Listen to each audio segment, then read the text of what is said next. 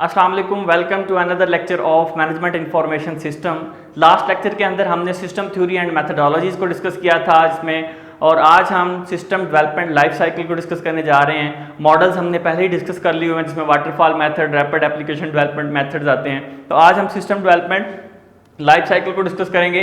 इसको हम software development process भी कहते हैं, इसको सॉफ्टवेयर डेवलपमेंट लाइफ साइकिल भी कहा जा सकता है। जहां पर मैंने लिखा भी है, it is also called software development life cycle. ठीक है, तो अब हम बेसिकली जैसे जैसे न्यू एंड इमर्जिंग टेक्नोलॉजीज आ रही हैं तो मार्केट्स में ऑर्गेनाइजेशन को सर्वाइव करने के लिए, सर्वाइवल के लिए बहुत ज़रूरी है कि वो भी अपनी जो टेक्नोलॉजी है अप टू डेट रखें, सॉफ्टवेयर या सिस्टम अप टू डेट होने चाहिए ताकि इस करंट सिनेरियो के अंदर, करंट टेक्नोलॉजी में एग्जिस्ट किया जा सके। और देखें, और ये जो सिस्टम डेवलपमेंट, ये हमारे पास एक सिस्टमैटिक स्ट्रेटजी है, बेसिकली सिस्टमैटिक प्रोसेस है जिसके साथ हम सिस्टम डेवलपमेंट लाइफ साइकिल का एक सिस्टमैटिक प्रोसेस है, इसके साथ हम सॉफ्टवेयर को, एप्लीकेशंस को डेवलप कर सकते हैं, सिस्टम को डिज़ाइन किया जा सकता है।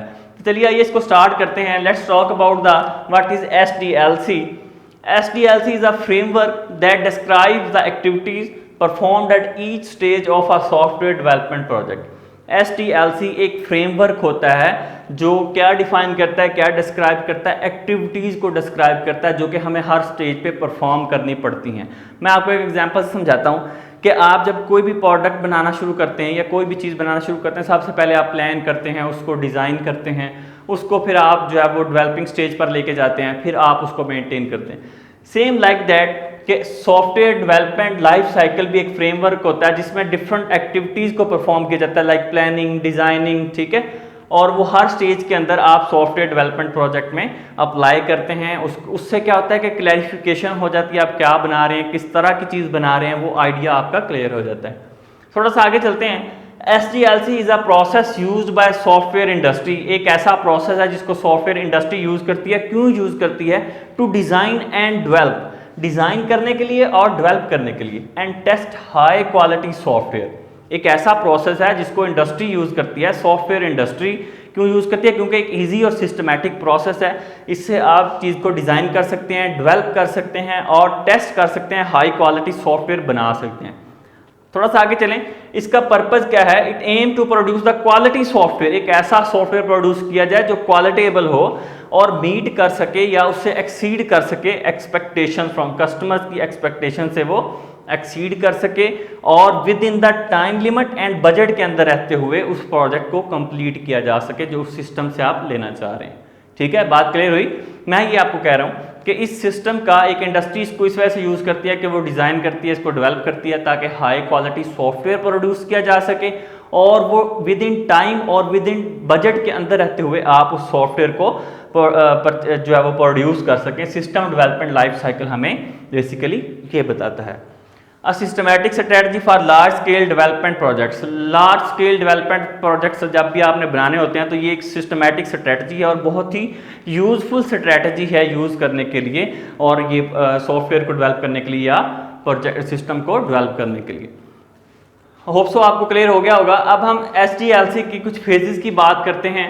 सबसे पहले होती है प्लानिंग फेज, फिर डिफाइनिंग। प्लानिंग में आप चीज़ों को प्लान करते हैं कि कौन सी चीज़ बनानी है, किस तरह की रिक्वायरमेंट्स, क्या कस्टमर से रिक्वायरमेंट लेंगे, इंडस्ट्री से रिक्वायरमेंट लेंगे, एनालिस्ट से रिक्वायरमेंट्स लेंगे, डिफाइन करेंगे उनको, उन रिक्वायरमेंट्स को आप डिफाइन करेंगे। एट द एंड आप फिर डिज़ाइन बनाएंगे उस चीज़ का, उसको कि जो चीज़ आप बनाने जा रहे हैं। ठीक है, उसको बाद फिर बिल्ड करेंगे, उस चीज़ को प्रॉपरली बिल्ड करेंगे या डेवलप करेंगे, फिर टेस्ट करेंगे उस प्रोडक्ट को जो आपने बनाई होगी कि अकॉर्डिंग टू द स्टैंडर्ड बनी है, जैसी आप चाहते थे, जो आपकी कस्टमर की एक्सपेक्टेशंस को मीट कर रही है या नहीं कर रही। फिर आप उसको डेवलपमेंट या मेंटेन करेंगे उस प्रोडक्ट को। तो कुछ फेजेस मैंने यहाँ पे लिखी हैं। प्लानिंग एंड रिक्वायरमेंट्स, ठीक है, define requirements, design and test, building and maintenance. ये 6 स्टेजेस हैं जिसको हमने डिफाइन किया है, इसको हम 1 बाय 1 आगे डिफाइन करते हैं। अब हम बात कर रहे हैं स्टेज 1 की, जो क्या है प्लानिंग एंड रिक्वायरमेंट एनालिसिस की। प्लानिंग एंड रिक्वायरमेंट एनालिसिस में most important and fundamental technique या फंडामेंटल जो स्टेज है वो है SDLC की, सिस्टम डेवलपमेंट लाइफ साइकिल की। इसके अंदर आप देखेंगे जब भी आपने कोई चीज़ बनानी होती है तो सबसे पहले आप प्लानिंग करते हैं, रिक्वायरमेंट्स या उसके अकॉर्डिंग जो है वो रिव्यूज़ इकट्ठे करते हैं, उसके बाद जाके आप कोई चीज़ या प्रोडक्ट बनाते हैं। कोई बिल्डिंग बनानी है, कोई आपने बिजनेस स्टार्ट करना है, so you have to revise that process. ठीक है। तो अब आपके पास क्या है कि most important and fundamental stage है। अब इसमें देखेंगे परफॉर्म कौन करता है इसको, टीम मेंबर्स करते हैं। कौन से, सीनियर टीम मेंबर्स इसको परफॉर्म करते हैं विद इनपुट्स।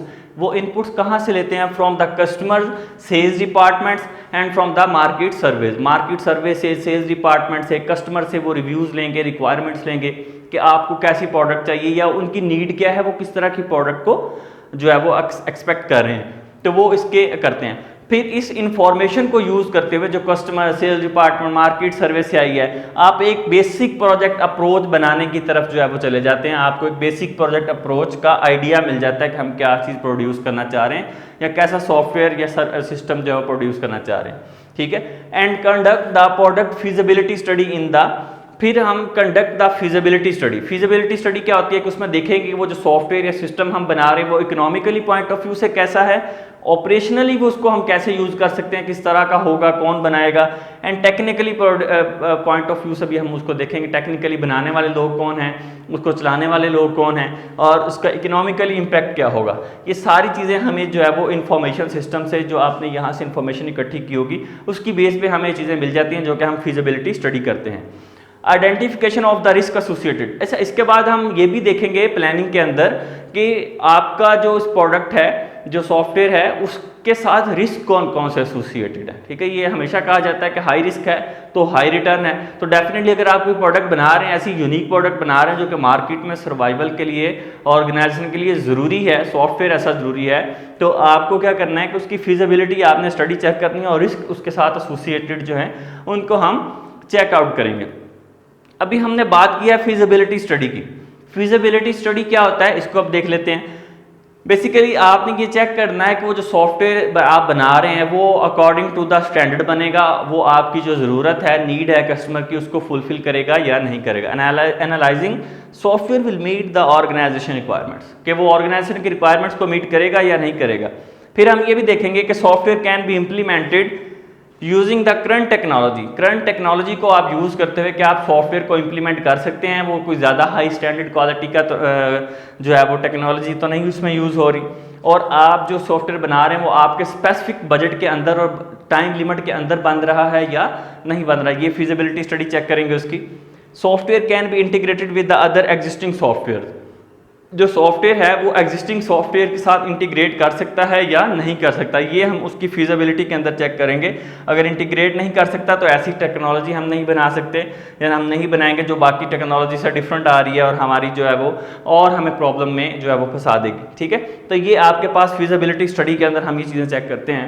बेसिकली भी हमने फिजिबिलिटी स्टडी की बात की तो इसके 3 पॉइंट ऑफ व्यू हम कस्टमर के पॉइंट ऑफ व्यू से भी देख लेते हैं। अगर कोई कस्टमर, पर्टिकुलर कस्टमर हमें कोई चीज़ या सॉफ्टवेयर बनाने के लिए कहता है, सिस्टम बनाने के लिए देता है, तो उसमें technically, financial and social feasibility उसके लिए क्या है। वो टेक्निकली पॉइंट ऑफ व्यू से वो उसको यूज़ भी कर सकता है या नहीं कर सकता, उसके लिए फिजिबल है इसको यूज़ करना या नहीं, ठीक है। वो इसको अफोर्ड भी कर सकता है उसकी कॉस्ट को या नहीं कर सकता, ठीक है। फाइनेंशियल में आ जाएगा सोशल फिजिबिलिटी कि वो जो रन करना चाह रहा है, जो उसका पर्पज़ है, उसको वो मीट करेगा, इन्वायरमेंट फ्रेंडली होगा या नहीं होगा। तो ये बेसिकली कस्टमर के पॉइंट ऑफ व्यू से फिजिबिलिटी को हम डिफाइन कर सकते हैं इन 3 व्यूज़ के अंदर। तो सबसे पहले हमने ये देखा है प्लानिंग एंड रिक्वायरमेंट एनालिसिस, जिसके अंदर हमने जो रिक्वायरमेंट्स इकट्ठी करेंगे और जो है उसको प्रोसेस को परफॉर्म करेंगे, ठीक है।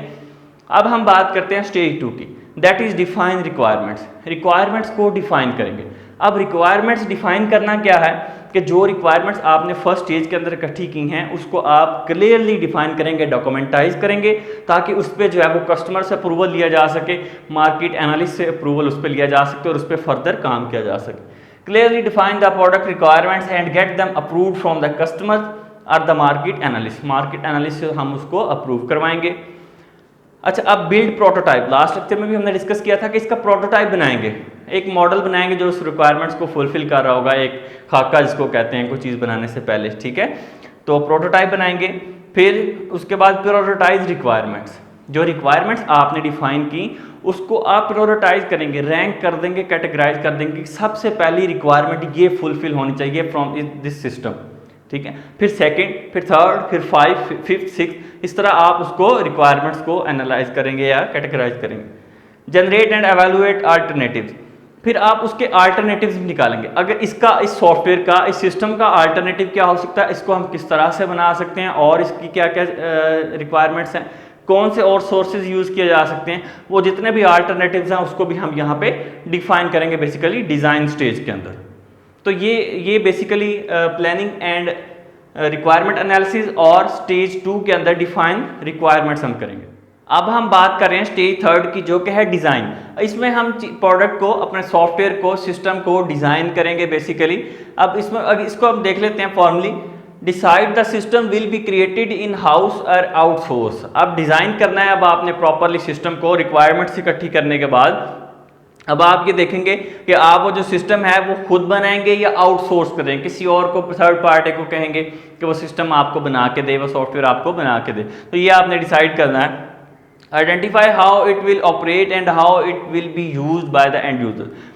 डिज़ाइन में आपने ये भी बताना है, ये भी डिफाइन करेंगे कि ये जो सिस्टम है ये ऑपरेट किस तरह से करेगा और कौन इसको ऑपरेट करेगा और एंड यूज़र इसको यूज़ किस तरह से कर सकते हैं, उनको फ़ायदा क्या होगा, क्या बेनिफिट होंगे और वो किस तरह से उनको बेटर इसका यूज़ है वो होना चाहिए। ठीक है, तो वो ये बेसिकली इसमें आइडेंटिफाई किया जाता है डिज़ाइन के अंदर। उसका प्रॉपरली एक स्केच बना दिया जाता है, एक डिज़ाइन बना दिया जाता है, ताकि नेक्स्ट स्टेज के अंदर हम उसको बनाने वाले बने, हम उसको प्रोडक्ट को एक्चुअली बिल्ड कर सकें। क्योंकि लास्ट स्टेज के अंदर हमने ये देखा कि हमने रिक्वायरमेंट्स इकट्ठी की, प्लान बनाया, रिक्वायरमेंट्स इकट्ठी की, उसको डॉक्यूमेंटाइज किया ताकि हम डिज़ाइन की तरफ आ गए, उसका प्रॉपर एक हमने मॉडल बना दिया, एक डिज़ाइन बना दिया।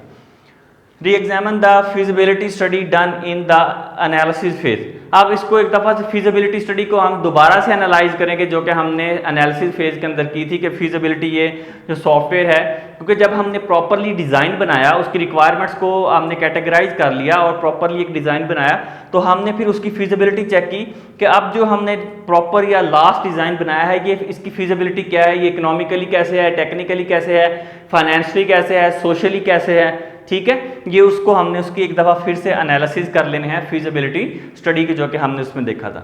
ये स्टेज 3 में डिज़ाइन करेंगे। स्टेज 4 के अंदर अब हमने एक्चुअल प्रोडक्ट को बनाने की तरफ मूव करना है। Building and developing the product. अब एक्चुअली प्रोडक्ट बनाएंगे, एक्चुअली वो सॉफ्टवेयर बनाएंगे, अब हम उसकी तरफ मूव कर रहे हैं। Actual development starts and the product is build. अब एक्चुअल डेवलपमेंट हम स्टार्ट कर देंगे और प्रोडक्ट को बनाना शुरू कर देंगे।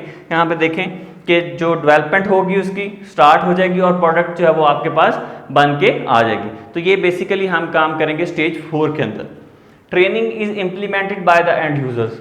अब उनके लिए जब चीज़ बन गई, सॉफ्टवेयर बन गया, तो उसके लिए हम फिर क्या करेंगे, ट्रेनिंग भी अरेंज करेंगे कि भाई ये जो सॉफ्टवेयर या सिस्टम बनाया है इसको आपने यूज़ किस तरह से करना, उसकी ट्रेनिंग ऑर्गेनाइज की जाएगी। टेक्निकल सपोर्ट प्लान दिया जाएगा कि अगर कहीं प्रॉब्लम आती है इसको यूज़ में या कहीं पे भी इसके सॉफ्टवेयर में कहीं भी प्रॉब्लम आती है तो टेक्निकल सपोर्ट उसको प्रोवाइड की जाएगी एंड यूज़र्स को, वो इसको किस तरह से सॉर्ट आउट कर सकते हैं। Use by the end user is valuated. फिर हम ये भी देखें कि एंड यूजर इसको यूज़ किस तरह से कर सकते हैं, किस तरह से कर रहे हैं या किस तरह से कर सकते हैं, उनको इसका बेनिफिट हो रहा है, उनकी रिक्वायरमेंट्स फुलफिल हो रही हैं, अकॉर्डिंग टू द स्टैंडर्ड वो काम कर रहा है या नहीं कर रहा, जो उनकी सेट स्टैंडर्ड्स थे, सेट रिक्वायरमेंट्स थी, उसके अकॉर्डिंग वो काम कर रहा है, उसका यूज़र जो है वो उसको एवेलुएट किया जाएगा बेसिकली। उसके बाद हमारे पास आ जाता है स्टेज 5 टेस्टिंग। अब हम उस प्रोडक्ट को बना लिया, बनाने के बाद ये देखें यहाँ पे स्टेज 4 के अंदर प्रोडक्ट हमने बनाई, हमने फिर उसको मार्केट में लेकर गए, उसको टेस्ट किया कि प्रोडक्ट जो रिक्वायरमेंट थी उसको फुलफिल कर रही है या नहीं कर रही। अगर तो मार्केट उसको फुलफिल कर रही होगी तो फिर आप उसको मार्केट में आगे थ्रो करेंगे, उसको आगे उस सॉफ्टवेयर को लॉन्च करेंगे, भेजेंगे, सेल आउट करेंगे। अगर वो आपकी रिक्वायरमेंट्स को फुलफिल कर रही होगी, कस्टमर की रिक्वायरमेंट को फुलफिल कर रही होगी। अगर आपको लगता है कि कहीं पे मिस्टेक है, कहीं पे कोई प्रॉब्लम है, तो आप उसको एवेलुएट करेंगे, दोबारा से चेकआउट करेंगे। अगर नहीं है तो फिर आप आहिस्ता आहिस्ता उसको अपनी टारगेट मार्केट पे उसको पहुंचाना शुरू कर देंगे। पहले बिल्कुल माइनर लेवल पे उसको टेस्ट करेंगे, अगर वो कामयाब रहता है, सक्सेसफुल रहती है प्लान, तो फिर आप उसको डिफरेंट जो है वो लेवल्स पर आगे लेके जा सकते हैं। ठीक है, अब यहाँ पे हम बात करें टेस्टिंग की, तो टेस्टिंग को जो है वो वाइट बॉक्स टेस्टिंग होती है, ब्लैक बॉक्स टेस्टिंग होती है, डिफरेंट टाइप्स हैं जिससे वो टेस्टिंग किया जाता है, इसको चेक किया जाता है, उसको हम डिस्कस नहीं कर रहे। बस आपके लिए ये ज़रूरी है कि आप ये माइंड में रखें कि टेस्टिंग की जाती है, उस प्रोडक्ट को चेकआउट किया जाता है, देन उसको मार्केट में थ्रो किया जाता है। उसके बाद है आपके पास मेंटेनेंस स्टेज लास्ट स्टेज है, मेंटेनेंस डिप्लॉयमेंट स्टेज और मेंटेनेंस स्टेज। अब प्रोडक्ट आपने मार्केट में भेज दी, मार्केट में यूज़ हो रही है और एंड यूजर्स तक है, उसको यूज़ करें, सक्सेसफुल प्रोजेक्ट है आपका। अब आप उसको मेंटेन करना, उसको अपडेट करते रहना उस सॉफ्टवेयर को, उसको कहीं भी प्रॉब्लम आती है तो उसको चेकआउट करें ताकि जितनी भी प्रॉब्लम्स हैं क्लियर हो सकें और आपका जो सिस्टम है वो according to the set standard जो है वर्क करता रहे। तो बेसिकली आपका एट द एंड स्टेज जो है वो मेंटेनेंस स्टेज है। हर प्लान के अंदर जो भी आप बनाते हैं उसमें मेंटेनेंस स्टेज एंड पे होती है ताकि उसको आप मेंटेन रखें तो वो अकॉर्डिंग टू द स्टैंडर्ड वो काम करती रहे। तो ये तो था बेसिकली आज का हमारा लेक्चर। अगर कोई प्रॉब्लम हो तो आप डिस्कस कर सकते हैं। वीडियो अच्छी लगी तो इसको लाइक करें, चैनल को सब्सक्राइब करना मत भूलें। Thank you very much for watching this video.